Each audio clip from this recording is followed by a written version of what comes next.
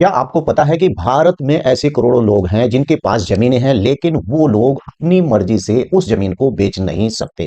नमस्कार, आदाब, मैं हूं राव अकरम और आप देख रहे हैं मेरा हिंदी यूट्यूब चैनल। साथियों, आज हम इसी पर ही बात करेंगे कि एक सवाल था एक साथी का कि अनुसूचित जनजाति का व्यक्ति अपनी भूमि को क्यों नहीं बेच सकता है। तो चलिए, वीडियो को विस्तार से शुरू करने से पहले आपको बता दूं कि अनुसूचित जाति की जमीन बेचने पर प्रतिबंध क्यों है और क्या ये कानून है या फिर व्यक्ति के लिए ये अन्याय है। दोस्तों, अगर एक बात कहूं तो अनुसूचित जाति यानी कि आजादी से पहले भी उनके पास यानी और आजादी के बाद भी यानी अनुसूचित जाति के पास ना तो जमीन थी और न ही शिक्षा थी और ना ही ताकत थी। अगर कहीं जमीन मिली थी तो दबाव बनाकर छीन ली जाती थी और यानी कि ऐसे कोड़ियों के भाव में वो लोग अपनी जमीन बेच देते थे। यानी कि ऐसे ही वो लोग यानी कि धमकी में आकर इस प्रकार की जो उनके पास भूमि होती थी उस भूमि को वो बेच दिया करते थे। तो आइए मैं विस्तार से दिखाता हूं कि उत्तर प्रदेश राजस्व संहिता के अंदर इस प्रकार की जो अनुसूचित जाति की जमीन के अंतरण पर प्रतिबंध लगाया गया है वो किस प्रकार से है। बहुत से व्यक्ति सोचते हैं कि यार, अनुसूचित जनजाति की जो व्यक्ति की भूमि है उसे अगर खरीदते हैं तो आपको उसकी परमिशन लेनी पड़ती है। वास्तव में चलिए मैं आपको दिखा देता हूं। नियम 98 अनुसूचित जाति की भूमिधर के द्वारा अंतरण पर प्रतिबंध, यानी कि ये उत्तर प्रदेश राजस्व संहिता के अंदर इस प्रकार का एक नियम है। इस नियम को हम विस्तार से जानेंगे कि क्या वास्तव में आप भी अनुसूचित जनजाति के व्यक्ति की भूमि खरीद लेते हैं तो क्या होगा। मैं आपको बताऊं कि ऐसे ही मामले की जब जानकारी नहीं होती है तो ओबीसी क्लास का व्यक्ति या फिर सामान्य वर्ग का व्यक्ति अनुसूचित जनजाति के व्यक्ति की भूमि खरीद लेता है और उसे इस बात की जानकारी नहीं होती है कि अनुसूचित जनजाति के व्यक्ति की जब वो भूमि खरीदता है तो इस पर कलेक्टर की परमिशन लेना बहुत जरूरी होता है। पहले हम इस नियम को पूरा देख लेते हैं। यानी उपबंध और प्रतिकूल प्रभाव डाले बिना अनुसूचित जाति के भूमिधर को कलेक्टर की लिखित पूर्व अनुज्ञा के बिना कोई भूमि अनुसूचित जाति के व्यक्ति से भिन्न व्यक्ति विक्रय या दान या बंधक या पट्टा या अंतरण करने का कोई अधिकार नहीं होगा। यानी कि इस नियम उत्तर प्रदेश राजस्व संहिता की धारा 98 के अंदर ये स्पष्ट कर दिया गया है कि अगर कोई व्यक्ति जो अनुसूचित जनजाति से नहीं है और वो अनुसूचित जनजाति के व्यक्ति की भूमि को खरीदना चाहता है, यानी कि ओबीसी वर्ग का व्यक्ति है, सामान्य वर्ग का व्यक्ति है, तो वो व्यक्ति बिना कलेक्टर की परमिशन के उसकी भूमि को या तो पट्टे पर या फिर बंधक या दान या विक्रय बिल्कुल भी नहीं कर सकता बिना कलेक्टर की मर्जी के। परंतु यह कलेक्टर के द्वारा ऐसी अनुज्ञा तभी दी जा सकेगी अगर मान लीजिए कि आपको इस प्रकार की भूमि, मान लीजिए कि कोई अनुसूचित जनजाति के व्यक्ति की भूमि है और वो व्यक्ति के नाम संक्रमणीय भूमि दर्ज भी चुकी है।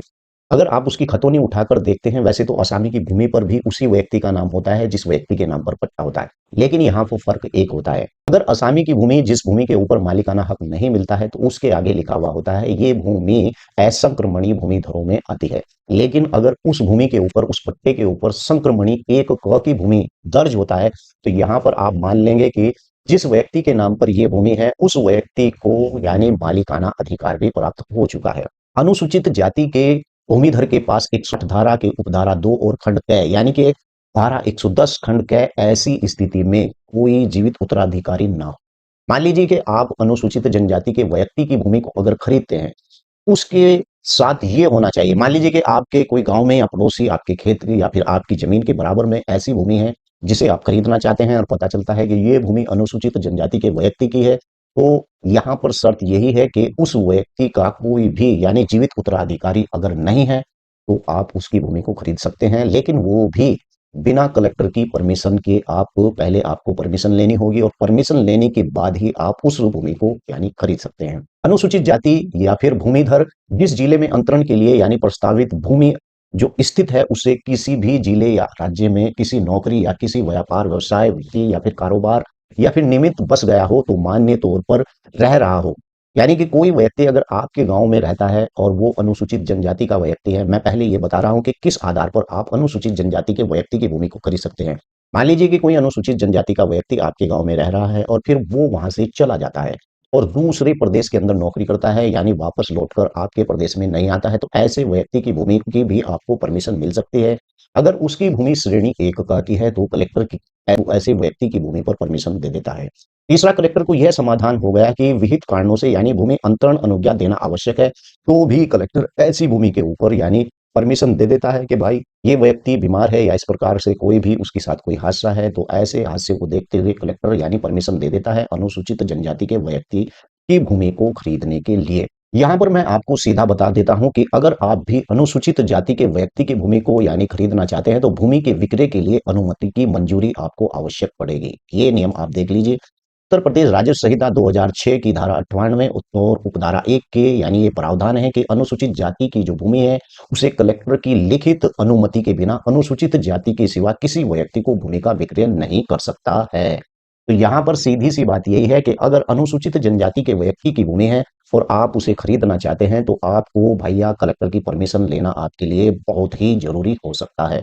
बात ये आती है कि अनुसूचित जाति और अनुसूचित जनजाति के सदस्यों के द्वारा भूमि को क्या बंधक रखा जा सकता है, तो इस पर मैं आपको बता दूं कि आपको पहले दिखा देता हूं कि उत्तर प्रदेश राज्य संहिता की धारा 100 के अंदर ये स्पष्ट मामला है कि अनुसूचित जाति और अनुसूचित जनजाति के सदस्यों की जो भूमि है, क्या आप उसे बंधक रख सकते हैं। इस संहिता के किसी भी उपमन में दी गई किसी बात के होते हुए यानी अनुसूचित जाति या फिर अनुसूचित जनजाति का कोई व्यक्ति या कोई असामी राज्य सरकार या फिर धारा 9 खंड 6 के निर्देश संस्था से लिया गया या लिए जाने वाले किसी ऋण की प्रतिभूति के रूप में बिना कब्जे के बंधक की जोत या उससे किसी भी भाग को अपने हित में अंतरण कर सकता है। ये बात नहीं है कि अगर अनुसूचित जनजाति के व्यक्ति के पास कोई भूमि है और वो भूमि उसे पट्टे पर मिली है और उसके बाद पट्टा अभी तक यानी कि उसका पट्टा अभी तक संक्रमणीय नहीं हुआ है, तो उसके ऊपर अगर वो व्यक्ति फसल बेच यानी फसल बो रहा है, तो ऐसे में वो व्यक्ति उस भूमि के ऊपर किसान कार्ड बनवा सकता है या फिर अपनी उस भूमि को बंधक भी रख सकता है।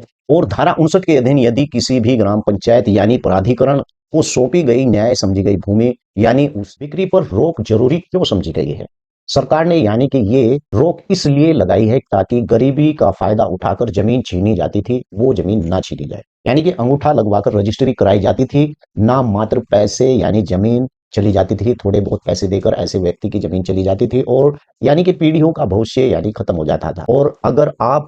आज इस रोक को हटा देते हैं, तो इसका नतीजा बहुत ही गलत साबित होगा। वो कैसे गलत साबित होगा, आपको बता दूं कि कुछ सालों में ऐसी समाज फिर जमीन से यानी विहीन हो जाएगा और यहीं पर बड़े भूमाफिया और बिल्डर यानी कि कब्जा कर लेंगे और सामाजिक जागरूकता यानी और असमानता जो सामाजिक असमानता है वो बहुत ज्यादा बढ़ जाएगी। इसलिए अनुसूचित जनजाति के व्यक्ति की भूमि पर यानी इस प्रकार की रोक लगाई गई है। अनुसूचित जाति की जमीन के खरीदने से संबंधित अगर आपका भी कोई इसी प्रकार का सवाल है, तो आप इस वीडियो के नीचे लिख सकते हैं। जय हिंद।